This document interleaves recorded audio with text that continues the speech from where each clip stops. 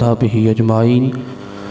اما بعد فاعوذ باللہ من الشیطان الرجیم بسم اللہ الرحمن الرحیم قل ان صلاتی و نسکی و محیای و مماتی للہ رب العالمین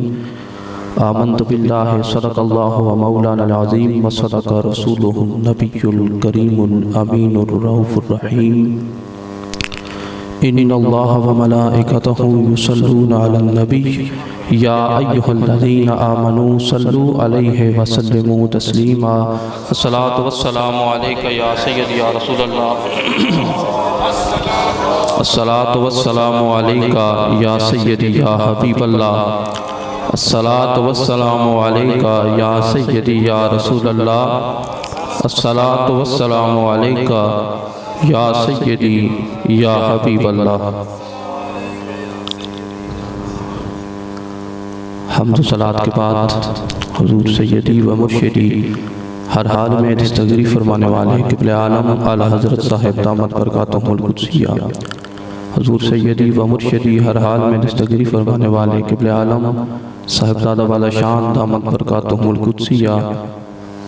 اور معزز سامعین، اللہ تعالیٰ کے کرم اور اس کے فضل کے ساتھ زندگی کی ان خوبصورت ساتوں میں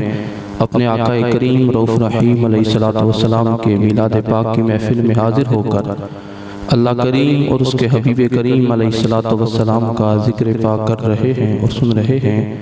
یہی ذکر پاک دنیا و آخرت میں ہمارے کام آنے والا ہے۔ سامعین محترم، یہ میرے آقا کریم رؤوف رحیم علیہ السلام کے میلاد پاک کی محفل ہے جو ہمارے لیے گناہوں کی بخشش کا سب سے بہترین ذریعہ ہے، اور اللہ کریم اور اس کے حبیب کریم علیہ السلام کی رضا کو حاصل کرنے کا سب سے بہترین ذریعہ ہے،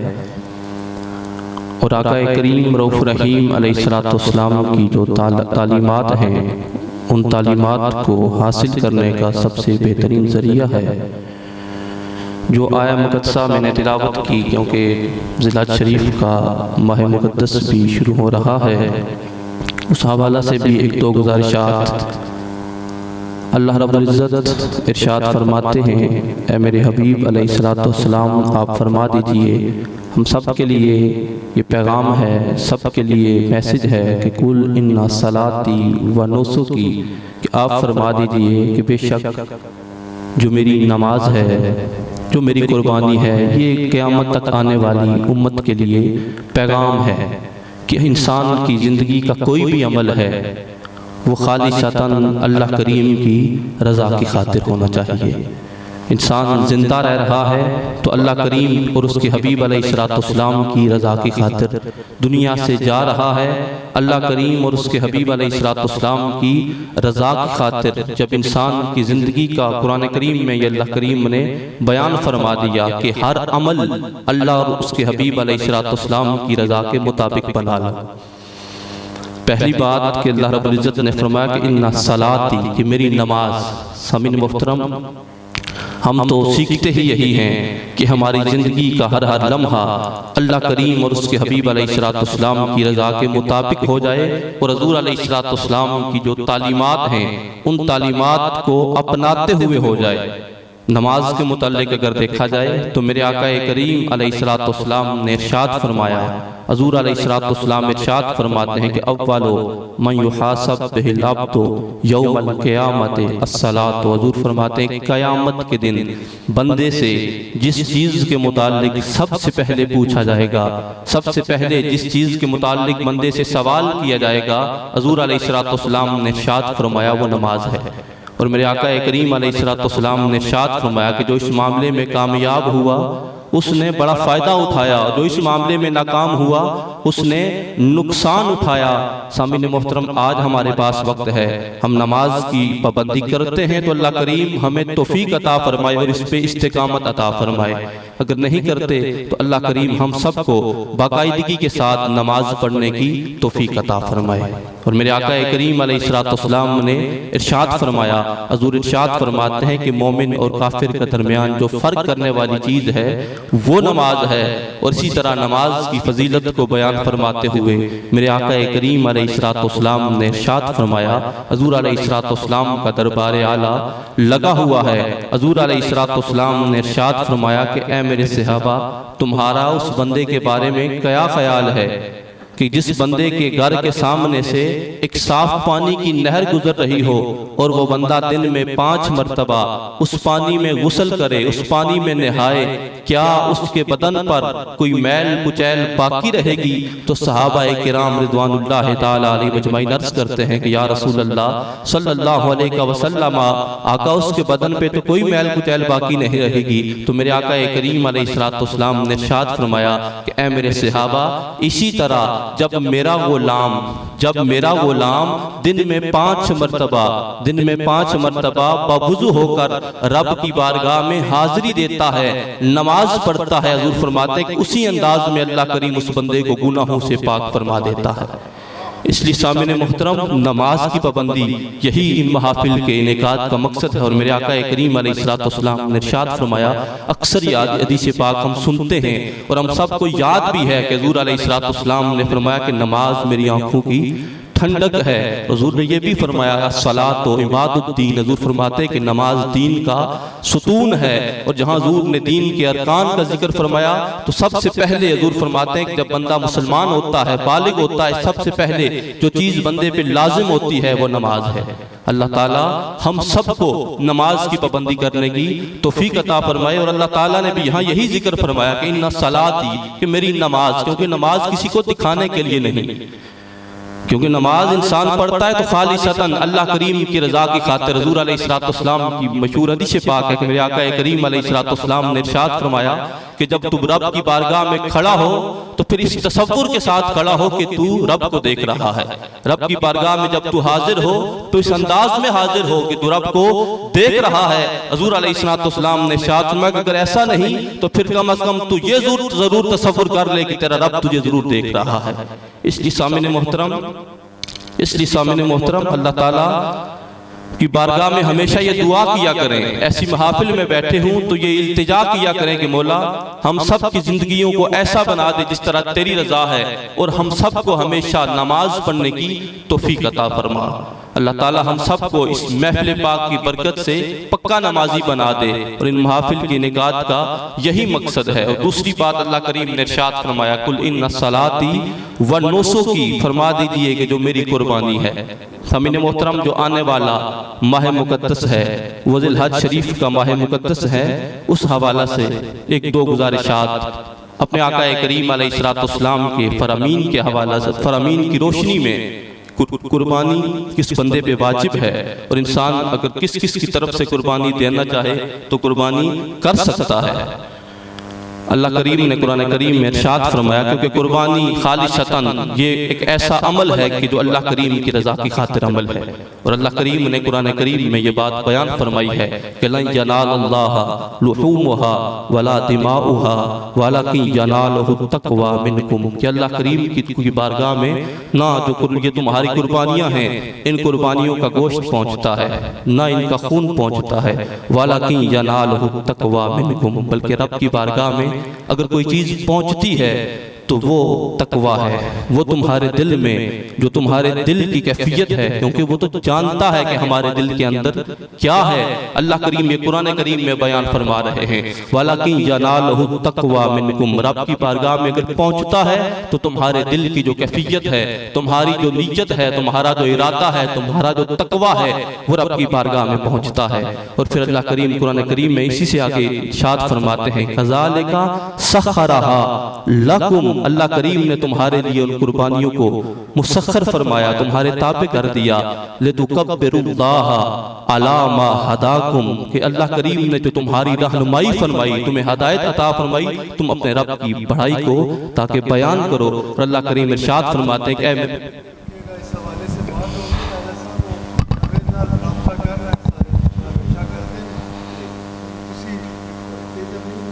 جس طرح ہوتا ہے وہ اچھا ہوگا، یہ بات ہوگی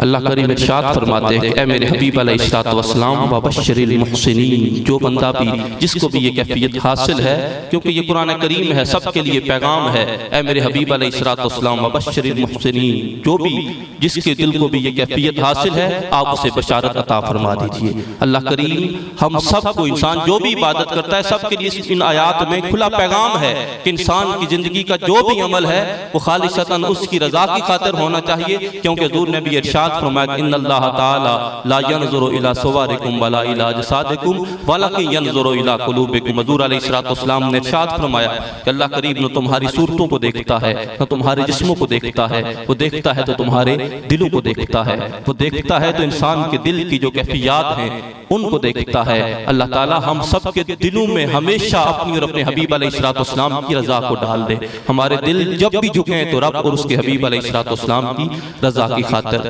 حدیث طیبات میں میرے آقا کریم علیہ الصلوۃ والسلام نے ارشاد فرمایا، کیونکہ قربانی کا جو ماہ مقدس آ رہا ہے، جب صحابہ کرام رضوان اللہ تعالی علیہم اجمعین، اور اگر اس ماہ مقدس کو دیکھا جائے تو جہاں 3 مہینوں اور 3 اشروں کا حضور علیہ الصلوۃ والسلام نے ذکر فرمایا کہ 3 اشرے رب کی بارگاہ میں بڑے مقبول ہیں، انتہائی رحمتوں والے ہیں۔ ایک تو رمضان المبارک کا آخری اشرہ ہے، ایک محرم الحرام کا پہلا اشرہ ہے، اور ایک یہ اشرہ جو اشرہ آگے آنے والا ہے۔ اور میرے آقا کریم علیہ الصلوۃ والسلام نے یہ واضح طور پر ارشاد فرمایا کہ جو اس اشرے کی رات میں قیام کرے گا اللہ کریم لیلۃ القدر میں قیام کرنے کے برابر اسے ثواب عطا فرمائے گا۔ انتہائی رحمتوں والے دن، اور حضور علیہ الصلوۃ والسلام نے یہ بھی فرمایا کہ اس ماہ اس جو اشرے کی جو دن ہے اگر کوئی بندہ روزہ رکھتا ہے، حضور فرماتے ہیں اللہ کریم اسے 1000 سال روزوں کے برابر ثواب عطا فرماتا ہے، کما قال النبی صلی اللہ علیہ وسلم۔ اس لیے سامنے محترم یہ انتہائی رحمتوں والے برکتوں والے ایام ہیں، اور یہ 4 حرمت والے مہینے جس طرح حضور علیہ الصلوۃ والسلام نے جن کے متعلق ارشاد فرمایا، ایک محرم ہے، ایک رمضان، محرم، رجب، شعبان، رمضان، یہ 4 مہینے حرمت والے مہینے ہیں۔ محرم، رجب، ذیقعد اور ذی الحج، یہ 4 مہینے ہیں جن کو حرمت والے جو مہینے ہیں وہ قرار دیا گیا ہے۔ اللہ کریم میرے آقا کریم علیہ الصلوۃ والسلام نے ارشاد فرمایا، حضور علیہ الصلوۃ والسلام ارشاد فرماتے ہیں کہ یہ جو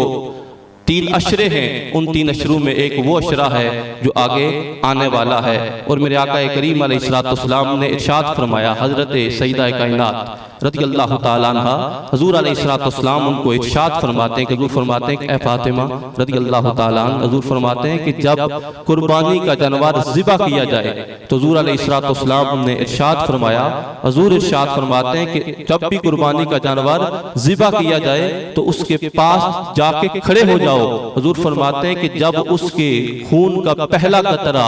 زمین پہ گرتا ہے، وہ قطرہ زمین پہ بعد میں پہنچتا ہے، اللہ کریم قربانی کرنے والے کے گناہوں کو پہلے معاف فرما دیتا ہے۔ اس لیے سامعین محترم قربانی کرنا انتہائی عظمت والا، انتہائی رفت والا۔ حضور علیہ الصلوۃ والسلام کی بارگاہ میں جب صحابہ اکرام رضوان اللہ تعالی علیہم اجمعین نے عرض کیا کہ یا رسول اللہ صلی اللہ علیہ وسلم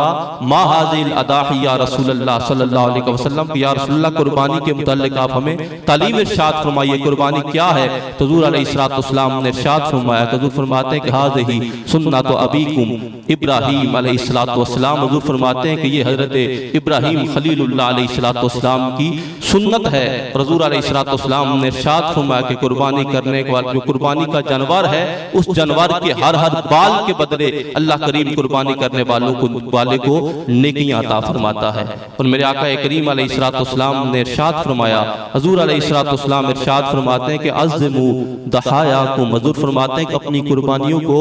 عظیم بناؤ، فإنہا علی الصراط مطایاکم، حضور حضور فرماتے ہیں کہ اپنی قربانیوں کو عظیم بناؤ، خوبصورت سے خوبصورت بناؤ۔ کیوں؟ کیونکہ حضور علیہ السلام نے ارشاد فرمایا، حضور فرماتے ہیں فَإِنَّهَا عَلَى الصِّرَاطِ مَتَاعَكُمْ، بے شک پل صراط پہ یہ قربانیاں تمہارے لیے سواریوں کا کام کریں گی، تمہاری سواریاں ہوں گی۔ اور آخری حدیث پاک کہ میرے آقا کریم علیہ السلام نے ارشاد فرمایا، حضور فرماتے ہیں کہ من قرب قربان، حضور فرماتے ہیں کہ جو بھی رب کی رضا کی خاطر قربانی کرتا ہے، حضور فرماتے ہیں کہ اذا قام من قبرہ، جب وہ اپنی قبر سے اٹھے گا تو کیا دیکھے گا؟ حضور فرماتے ہیں راہ قائما علی راس القبر، حضور فرماتے ہیں کہ وہ اپنے سر کی جو قبر کا سر ہے اس طرف ایک جانور کو کھڑے ہوئے دیکھے گا۔ حضور علیہ السلام نے ارشاد فرمایا کہ اس جانور کے جو بال ہیں حضور فرماتے ہیں کہ وہ سونے کے ہوں گے۔ حضور علیہ السلام نے ارشاد فرمایا کہ جو اس کے بال ہیں وہ سونے کے ہوں گے، اس کی جو آنکھیں ہیں وہ جو جنت کے جواہرات ہیں ان کی ہوں گی۔ اور حضور علیہ السلام نے ارشاد فرمایا کہ اس کے جو سینگ ہیں وہ بھی سونے کے ہوں گے۔ میرے آقا کریم علیہ السلام نے فرمایا کہ جب قربانی کرنے والا شخص اس کو دیکھے گا تو وہ کہے گا کہ تو کون ہے اور تو کیا چیز ہے، میں نے آج سے پہلے اتنی خوبصورت چیز دیکھی نہیں ہے۔ تو میرے آقا کریم علیہ السلام نے ارشاد فرمایا کہ وہ جو قربانی کا جانور ہے وہ یہ کہے گا کہ میں تمہاری انا قربانوں کا، میں تمہاری وہ قربانی ہوں کہ جس کو تو نے دنیا میں اللہ کریم کی رضا کی خاطر قربان کیا تھا۔ حضور علیہ السلام فرماتے ہیں کہ وہ قربانی اس شخص سے کہے گی کہ آج تو میرے اوپر سوار ہو جا۔ حضور فرماتے ہیں کہ وہ اس کے اوپر سوار ہوگا، پھر وہ قربانی اس بندے کو وہاں سے اٹھائے گی اور اللہ کریم کے عرش کے سائے کے نیچے لے کے چلی جائے گی۔ اس لیے سامعین محترم، یہ جو قربانی ہے حضور علیہ السلام نے ارشاد فرمایا کہ قربانیوں کو بہترین بناؤ، کیونکہ کل قیامت کے دن یہ تمہارے لیے پل صراط پہ سواریوں کا قائم کریں گی۔ اور جو قربانی ہے وہ جو صاحب نصاب ہے، صاحب نصاب کے اوپر واجب ہے۔ حضور علیہ السلام نے ارشاد فرمایا من کان لہ سعۃ، جس بندے کو بھی یہ طاقت ہے کہ وہ قربانی کرے، اور حضور فرماتے ہیں کہ لم یضحِ، طاقت کے ہونے کے باوجود اس نے قربانی نہ کی، حضور فرماتے ہیں کہ لا یقربن مسلانہ، حضور فرماتے ہیں کہ وہ بندہ ہماری عیدگاہوں کے قریب نہ آئے۔ حضور علیہ السلام نے یہ واضح طور پہ فرما دیا کہ جس بندے کے پاس طاقت ہے وہ ضرور رب کی رضا کی خاطر قربانی کرے۔ قربانی صاحب نصاب کے اوپر واجب ہے، اور 10 ذی الحج سے لے کر 12 ذی الحج کی مغرب سے پہلے جو بندہ بھی صاحب نصاب ہو، صاحب نصاب وہ ہے کہ جس کے پاس 7.5 تولے سونا ہے، یا 52.5 تولے چاندی ہے، یا 52.5 تولے چاندی کے برابر رقم اس کی حاجات اصلیہ سے ہٹ کر موجود ہے، وہ بندہ صاحب نصاب ہے۔ اور صاحب نصاب کے اوپر قربانی واجب ہے۔ اللہ کریم جو بھی صاحب نصاب ہے، گھر میں جتنے بھی فرد جو بالغ ہیں، اگر وہ صاحب نصاب ہیں تو سب کی طرف سے قربانی کرنا اور سب کے اوپر انفرادی طور پر اپنی طرف سے قربانی کرنا یہ واجب ہے۔ اللہ کریم جتنے بھی صاحب نصاب ہیں سب کو قربانی کرنے کی توفیق عطا فرمائے۔ اور قربانی اگر انسان اپنے ان حضرات کی طرف سے، سب سے بہتر جب انسان اپنے آقا کریم علیہ السلام کی بارگاہ میں ہدیے کے طور پر حضور علیہ السلام کی طرف سے قربانی کرتا ہے تو وہ انسان کے لیے سب سے بڑی فضیلت کی بات ہے۔ اس کے ذریعے انسان کے اوپر سب سے زیادہ وہ چیز ہمارے لیے رحمتوں کا باعث ہے، اس سے ہٹ کر انسان جس کے لیے بھی اپنے وہ